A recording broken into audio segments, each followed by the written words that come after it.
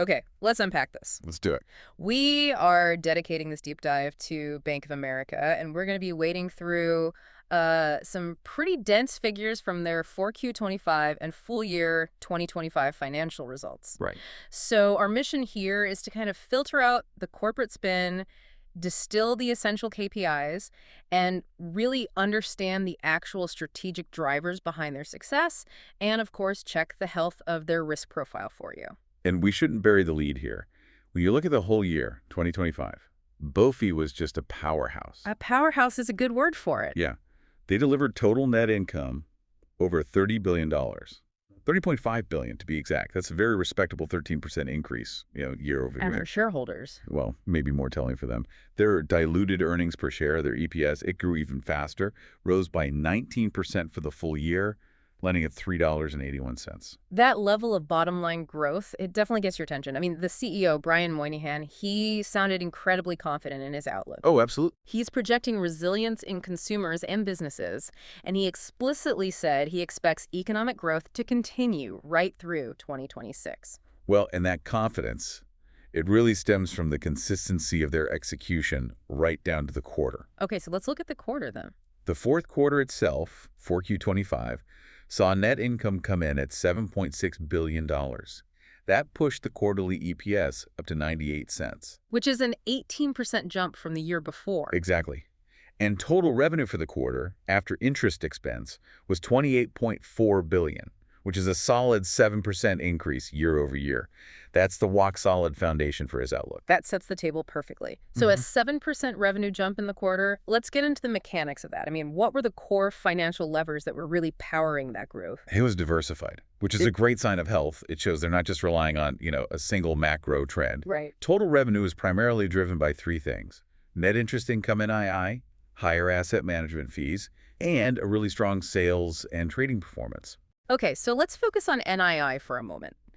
For everyone listening, NII, net interest income, it's the bank's most fundamental profit driver. It really is. It's the difference between what they earn on loans and investments versus what they pay out on all our customer deposits. So how did that look in 4Q25? On a GAAP basis, 4Q25 NII hit $15.8 billion. That's a strong 10% increase compared to the same quarter last year. Okay, but there's a but here, isn't there? There is. This is the critical nuance we pulled from the data. Sequentially, so quarter over quarter, the growth slowed down a lot. It was up only 3%, or about $500 million, compared to the third quarter of 2025. A 10% year-over-year jump is great, but a 3% sequential slowdown is definitely noteworthy. Why the deceleration? What was weighing down that core engine? Well, the NII growth was definitely fueled by good internal factors. Strong activity in global markets, favorable repricing of fixed-rate assets they hold, and just the overall increase in deposit and loan balances. But the documents explicitly say this growth was partially offset by the impact of lower interest rates. Yeah. This suggests BOFA is highly sensitive to the rate environment, and as rates ease, that key NII engine, it just doesn't fire as strongly. So that lack of NII momentum then puts immense pressure on their cost discipline, right? If your revenue from lending slows, you have to manage your expenses to keep profits up. How'd they do there? They excelled. They absolutely excelled at managing their operating efficiency. The full-year efficiency ratio improved by 146 basis points, settling at 62%. And for the quarter? Even better. In the fourth quarter, the ratio dropped down to 61%. And this translates directly into a very healthy metric called positive operating leverage of 3.3% in the quarter. Okay, let's clearly define that. What exactly does 3.3% operating leverage tell us about their operations? It's a core measure of discipline. It means that for every dollar of expense BOFA added to its operations in the quarter, they generated $3.30 in new revenue. So their revenue is just growing way faster than their costs. Exactly. It's what you want to see. The bank is getting more productive with every dollar they spend. And yet expenses still rose year over year. Where's the bank putting that money? The 4Q25 non-interest expense was $17.4 billion, a 4% increase. But they weren't cutting corners. They were investing. Investing in what? The increase was explicitly driven by strategic spending on people, technology upgrades, which is key for their whole digital strategy brand initiatives, and higher revenue-related incentives. So basically, they paid out more in bonuses because their people brought in more money. That's it. This analysis of slowing NII growth brings us to maybe the biggest piece of risk they actually quantified in their data. This is a crucial piece of disclosure for anyone learning about financial This markets. is the aha moment for anyone watching risk. They actually modeled a downside scenario. And what did that show?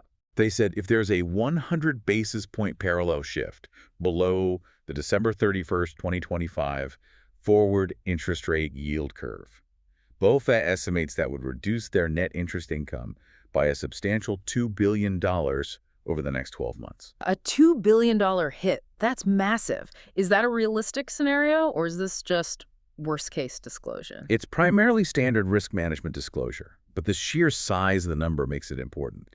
It means BOFA cannot just rely on that NII tailwind moving forward. The one that was so powerful when rates were going up. Exactly. If rates fall, they have to execute their other strategies like increasing fees and driving trading revenue to perfection to offset that potential revenue hit. That's a critical piece of context. Okay, let's pivot away from risk for a bit and talk about the core growth story. What's fueling the optimism? Let's start with the balance sheet. The balance sheet looks exceptionally healthy. Average deposits reached $2.01 trillion, Trillion. up 3% year over year. But what I find most compelling here is the consistency.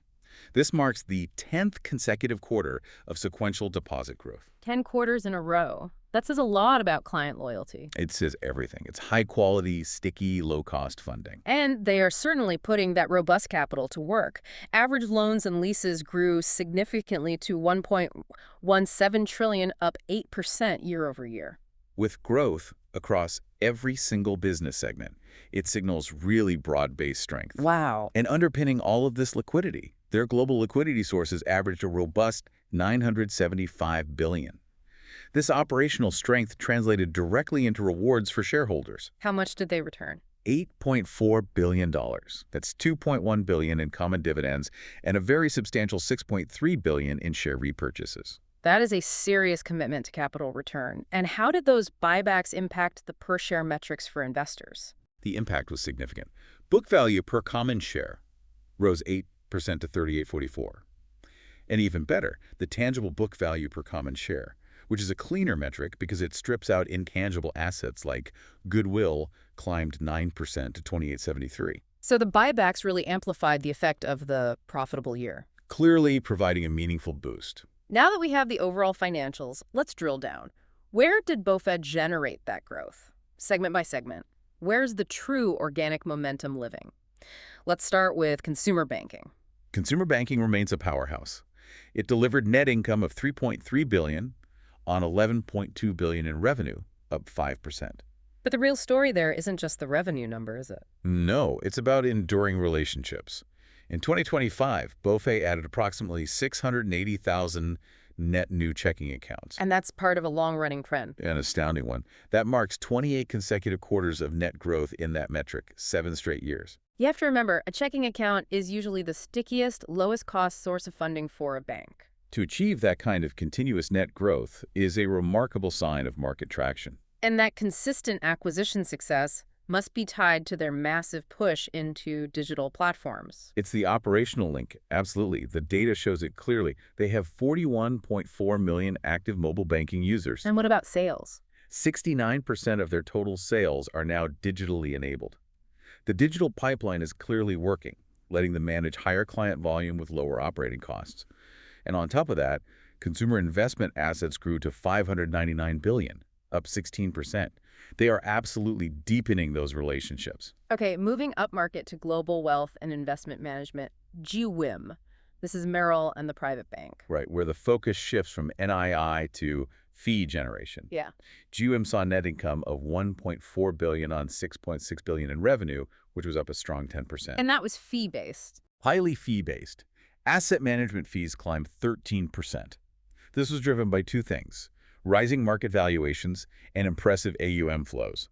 $20 billion came in during the fourth quarter alone. And they're not just attracting assets, they are attracting new high-value relationships as well. Precisely. Total client balances reached a massive $4.8 trillion, up 12%. They added about 21,000 net new relationships across Merrill and the private bank in 2025. So the organic strategy is working across the board. It is. Now, an interesting little contrast here.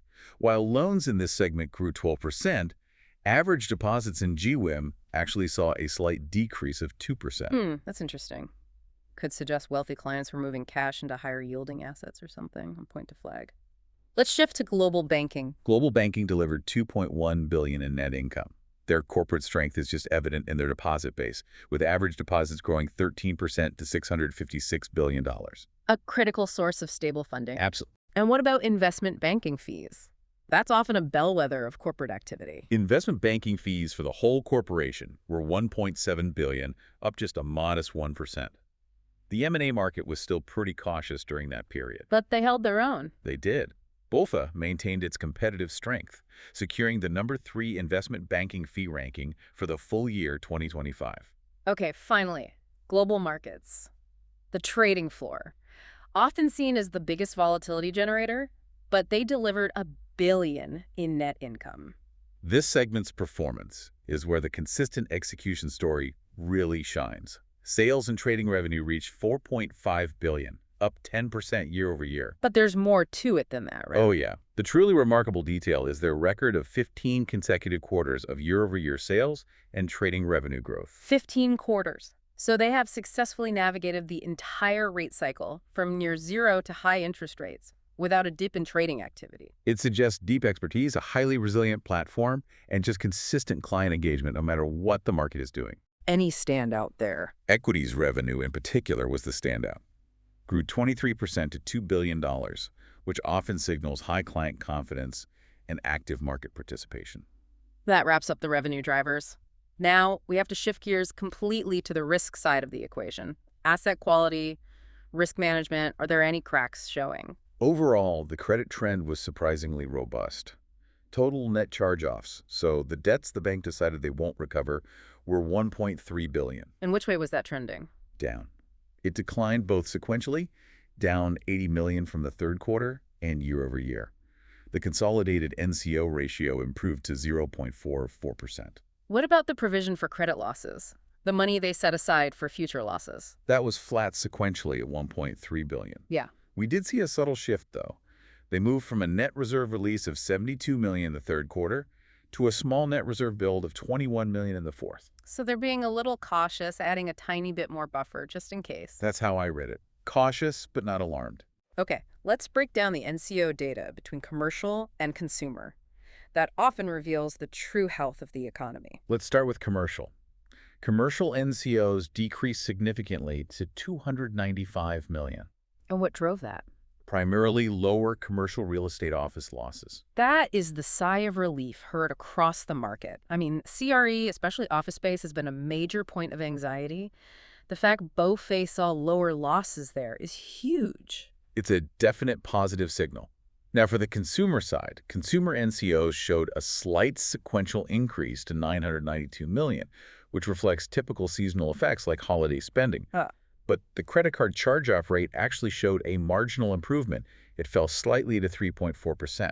So while the dollar volume of charge-offs went up because of seasonality, the overall percentage of consumer debt being charged off actually stabilized. That's the precise nuance. The average BofA borrower isn't rapidly deteriorating. And their capital cushion, the ultimate safety net. Extremely strong.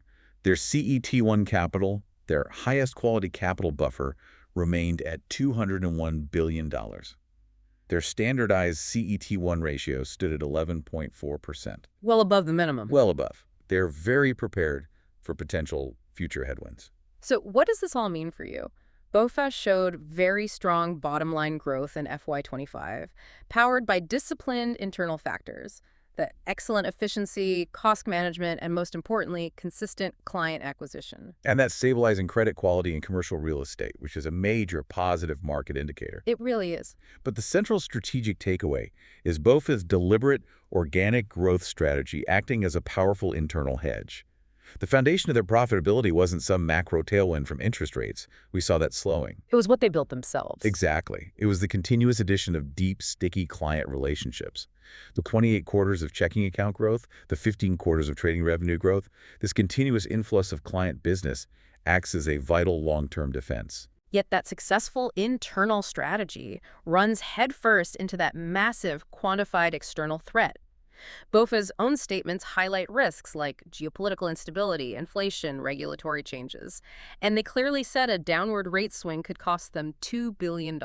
It creates a fascinating dichotomy for their path forward. It does. So here is the final provocative thought for you to consider. BOFA's key strategic advantage is its proven momentum in digital engagement and consistent organic client flow. How effectively can this successful internal strategy truly insulate their $30 billion earnings power from the broader, unpredictable geopolitical and economic risks that they themselves list in the footnotes?